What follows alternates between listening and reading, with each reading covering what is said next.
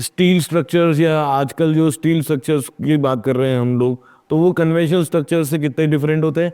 और जो एक बिल्डिंग, जैसे आजकल कई बिल्डिंगें हैं जो दिखती नहीं है और 6 महीने में बिल्कुल कंप्लीट दिखती हैं, तो क्या वो सही? Steel structures in the country is a very new innovation, एक नया नवाचार है। इनफैक्ट रीजंस इसके बहुत सारे हैं। एक तो स्पीडी कंस्ट्रक्शन, दूसरी बात जितना अगर टाइम फ्रेम कम होगा कंस्ट्रक्शन का तो वो प्रोजेक्ट उतना कमर्शियली वाइबल होगा और उसका एनर्जी कंजम्पशन भी उतना ही कम होगा। क्योंकि अगर मैं किसी चीज़ को 2 साल में बनाऊं और 7 महीने में बनाऊं तो इट मेक्स अ डिफरेंस। और तीसरी बात, लॉजिस्टिक कॉस्ट बहुत कम होती है स्टील स्ट्रक्चर्स में। और सबसे मुख्य बात, डिज़ाइन फ्लेक्सिबिलिटी होती है।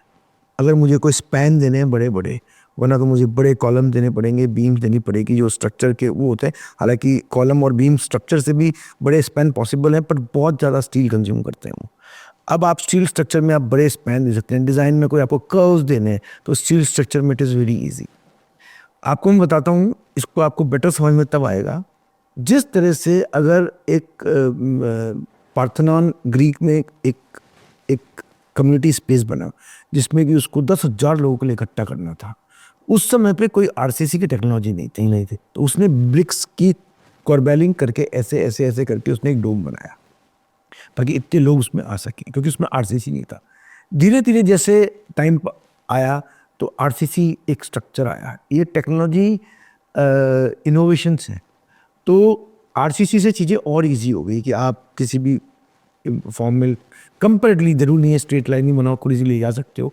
लेकिन जब और क्रिएटिविटी आई भाई, और जब और इनोवेशंस आए तो लगा नहीं अब तो मेरे को ऐसा है, मेरे को 8 फीट का कैंटिलीवर निकालना है, मेरे को 20 फीट का कैंटिलीवर निकालना है, तो स्टील वॉज अ सॉल्यूशन। तो स्टील स्ट्रक्चर के बहुत सारे डेफिनेटली फायदे हैं।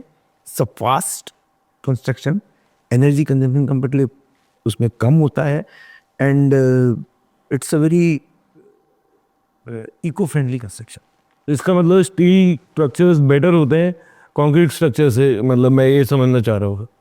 अगेन ये डिपेंड करता है कि कहाँ बन रहा है, किस एरिया में बन रहा है, किस रीजन में बन रहा है।